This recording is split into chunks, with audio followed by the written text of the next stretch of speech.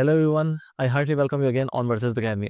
आज की वीडियो में हम बात करने वाले हैं ग्राफ ट्रेवर्सल टेक्निक्स को लेकर। ग्राफ ट्रेवर्सल क्या होता है, डीएफएस टेक्निक्स क्या है, बीएफएस किस तरह से वर्क करता है, दोनों के बीच में डिफरेंस क्या है। साथ ही साथ हम ये समझेंगे कि किसी भी गिवन ग्राफ में या ट्री में डीएफएस का ऑर्डर क्या होता है, बीएफएस का ऑर्डर क्या होता है, क्या बीएफएस एक से ज़्यादा पॉसिबल है, अगर है तो वो किस तरह से होती है। ये सारे के सारे क्वेश्चंस आज हम कवर करने वाले हैं। तो चलिए शुरू करते हैं। सबसे पहले मैं बात करूँ ग्राफ ट्रेवर्सल एक्चुअल में क्या होता है, तो हम कह रहे हैं कि जहाँ पे हम ग्राफ को विजिट करते हैं या फिर ग्राफ के अंदर जो भी वर्टेक्स है या नोड है उनको हम विजिट करते हैं। साथ ही साथ अगर उस नोड के कोई चाइल्ड्स हैं तो उसको हम क्या कर रहे हैं, एक्सप्लोर कर रहे हैं। तो अगर इन दोनों प्रोसेस किसी ग्राफ में होती हैं तो हम ये कह रहे हैं कि हमने ग्राफ को क्या किया है, ट्रेवर्स किया हुआ है। फॉर एग्जाम्पल, अगर मैं कहूँ कि मेरे पास कोई ग्राफ है जिसमें वर्टेक्स ए है, वर्टेक्स बी है एंड सी, या मैं अभी इस ग्राफ को कहूँ तो इसमें चूंकि सर्किट नहीं है तो इसे हम क्या कह सकते हैं, ट्री भी कह सकते हैं।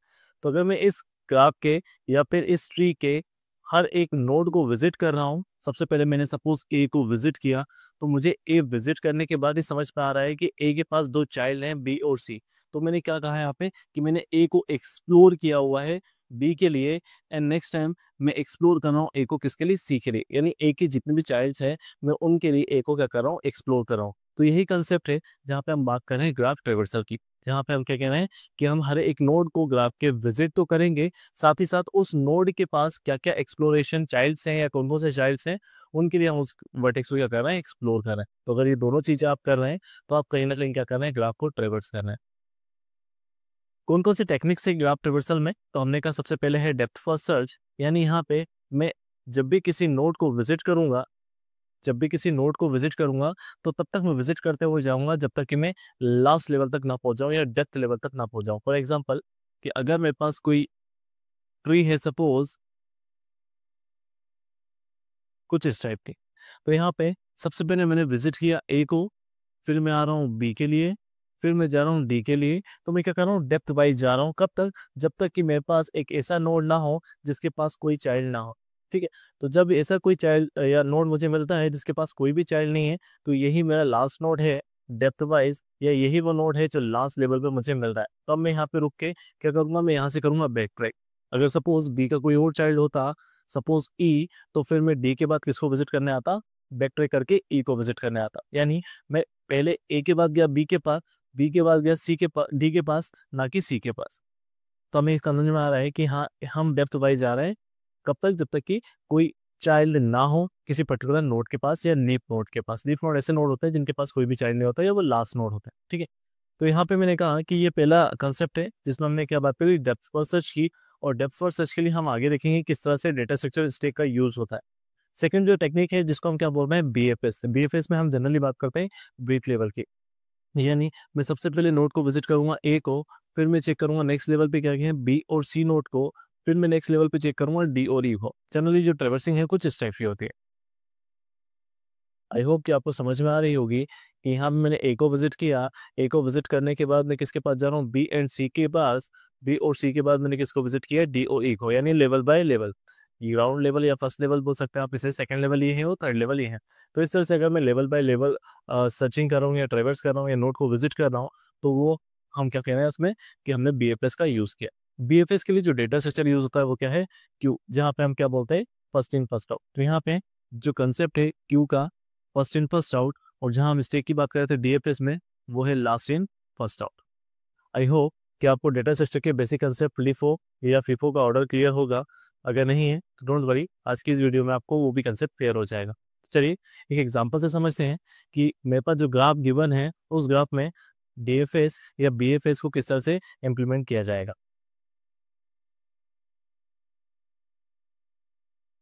सबसे पहले मैं अगर बात करूं बीएफएस की, क्योंकि बीएफएस काफी सिंपल वेज पे समझ में आता है, तो बीएफएस में हम क्या बात करने वाले हैं, क्यू डेटा स्ट्रक्चर को लेकर। तो क्यू डेटा स्ट्रक्चर किस तरह से वर्क करता है, सपोज ये मेरे पास क्यू अवेलेबल है, ये मेरे पास एक क्यू है जिसको मैं यूज करने वाला हूँ ट्रेवर्सिंग के लिए।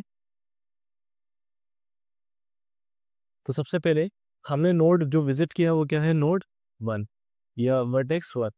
तो अगर मैंने 1 को विजिट किया तो 1 को मैंने कहाँ रखा हुआ है, क्यू के अंदर। मैंने 1 को विजिट किया और 1 को मैंने कहाँ रख दिया, क्यू के अंदर। यहाँ पे मैं ऑर्डर भी लिखते जा रहा हूँ और साथ ही साथ क्यू के अंदर मैं वो एलिमेंट रखते जा रहा हूँ जिनको मैं विजिट करते जा रहा हूँ। 1 को विजिट करने के बाद मुझे दिख रहा है कि 1 के पास 2 चाइल्ड हैं, 2 एंड 3। तो मैंने 1 को एक्सप्लोर किया और मैंने 2 और 3 को यहाँ पे रख दिया।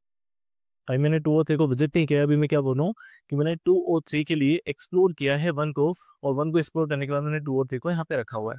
अब चूंकि मेरे पास 2 और 3 में मैंने 2 को पहले लिखा है, जरूरी नहीं है कि आप 3 को नहीं लिख सकते, आप 3 को पहले यूज कर सकते हैं 2 से। तो उस हिसाब से हम क्या कह सकते हैं कि एक से ज्यादा बीएफएस भी पॉसिबल है किसी पर्टिकुलर ग्राफ के या ट्री के। अच्छा, मैं यहाँ पे इसे ग्राफ तो कह रहा हूँ, रीजन है कि यहाँ पे एक सर्किट आपको ये दिख रही है 2, 4, 8 और 5 के बीच में, वहीं 3, 6, 10 और 7 के बीच में भी आपको एक सर्किट दिख रही है। इसका मतलब ये मेरे लिए क्या है, ग्राफ है। ऑल्दो ये दोनों ट्रेवर्सल आपके ट्री के ऊपर भी इंप्लीमेंट होते हैं।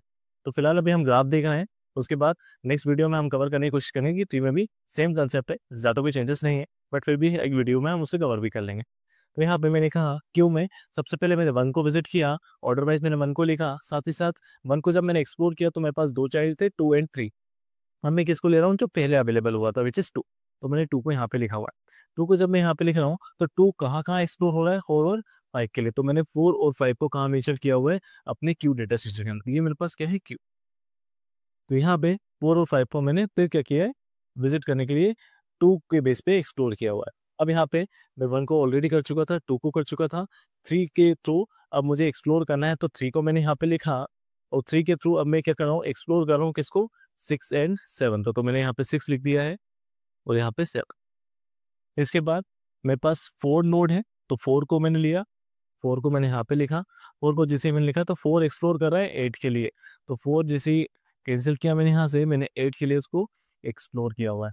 अब 8 को मैं यहाँ रखने के बाद चेक कर रहा हूँ क्या 8 कहीं और एक्सप्लोरेशन के लिए यूज हो रहा है, तो 8 सिर्फ एक जगह एक्सप्लोर हो रहा है, वो है 5, जिसको हम ऑलरेडी कवर कर चुका है अपनी क्यू में। तो हमें 8 के लिए क्लियर हो गया कि इसके पास कोई एक्सप्लोरेशन नहीं है। नहीं है तो अब मैंने यहाँ पे क्या किया, 5 को मेंशन किया हुआ है। 5 को मैं चेक कर रहा हूँ क्या 5 के लिए एक्सप्लोरेशन है, नहीं, 5 के लिए भी कोई एक्सप्लोरेशन नहीं है, 8 है ऑलरेडी, वो क्यू के अंदर अवेलेबल है।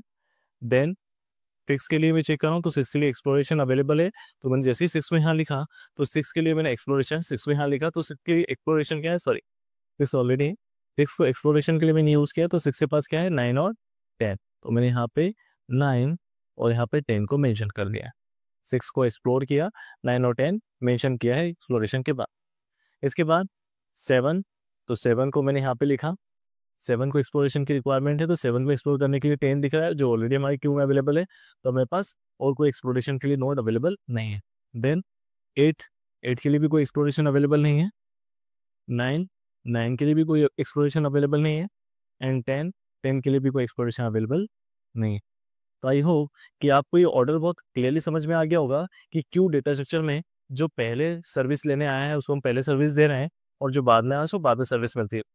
इसलिए इस कंसेप्ट को हम क्या बोलते हैं, first in first out concept भी बोलते हैं, और इसके लिए जो डेटा स्ट्रक्चर है वो क्यू यूज होता है।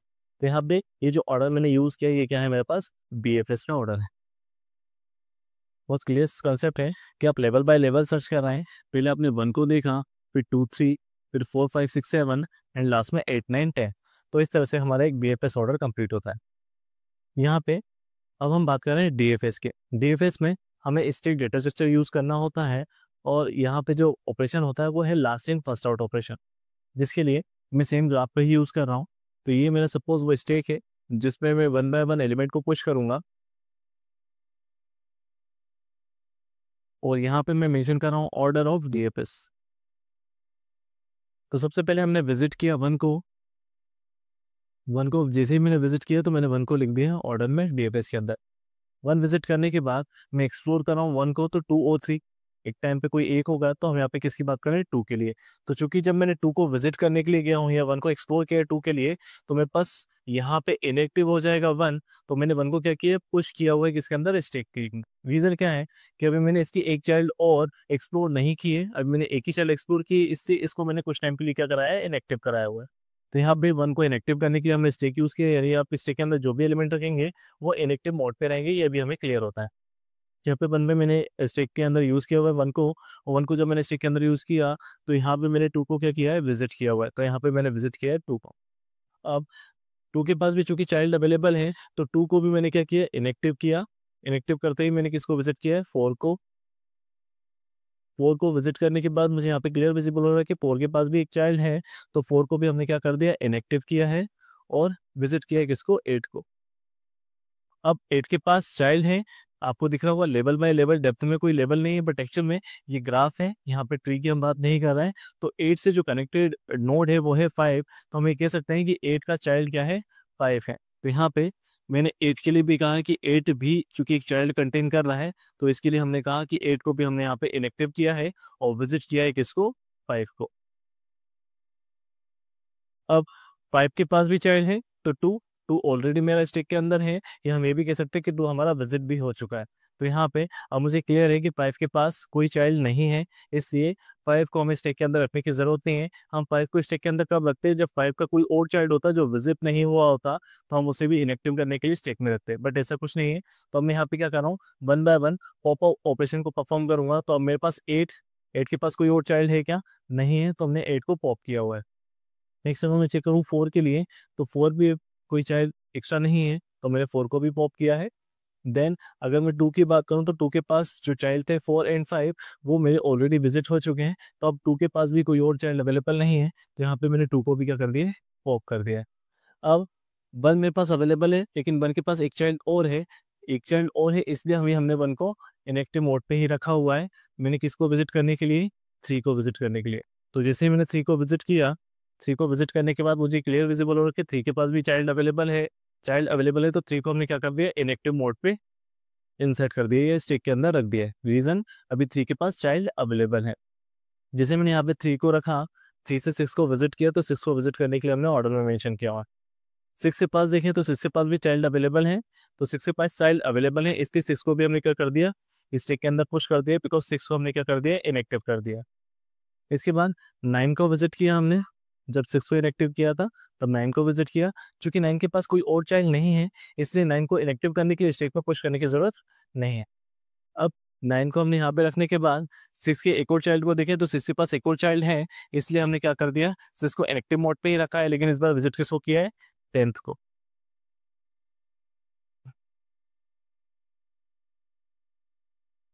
10 को विजिट करते समय मुझे क्लियर विजिबल हो रहा है कि 10 के पास एक और कनेक्टेड एज है या कनेक्टेड नोड है विच इज 7। तो मैंने यहाँ पे 10 को एक्सप्लोर करने के लिए टेम्पो कहाँ रखा है, स्टेक के अंदर। इसके बाद हम चेक करें, तो 10 को जब हमने स्टेक के अंदर रखा, तो यहाँ पे 7 को हमने विजिट किया हुआ है। 7 के बाद चेक करें तो 3 कनेक्टेड एज है, बट 3 हम देखें तो ऑलरेडी विजिट हो चुका है, यानी 7 के पास कोई और एज नहीं है, 7 हम विजिट कर चुके हैं। अब बचा है 10, तो 10 को भी अगर मैं चेक करूं तो 10 के पास कोई और कनेक्टेड नोड नहीं है, इसका मतलब कि 10 को भी हम क्या कर रहे हैं, पॉप कर रहे हैं स्टेक के अंदर से। अब मैं चेक करूं तो मेरे पास स्टेक के अंदर है 6, तो 6 को अगर हम चेक करें तो 6 के लिए कोई और चीज़ नहीं है, तो 6 के लिए अगर कोई और नोड होता तो हम उसके लिए भी वापस से एक्सप्लोरिंग के लिए इनएक्टिव करते, बट 9 और 10 हम ऑलरेडी विजिट कर चुके हैं, तो अब मैंने यहाँ से क्या किया है, 6 को भी पॉप किया हुआ है।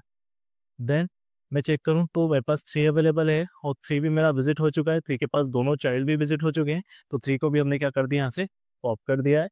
लास्ट में मेरे पास 1 नोड बचा है, तो 1 के 2 और 3 दोनों विजिट हो चुके हैं, तो यहाँ पर 1 को भी मैंने क्या कर दिया है, पॉप कर दिया। तो इस तरह से मेरा जो स्टेक है वो पूरा एम्प्टी हो गया है। एम्प्टी होने के बाद ये जो हमारा फाइनल ऑर्डर बना है, यही हमारे लिए क्या है, डीएफएस।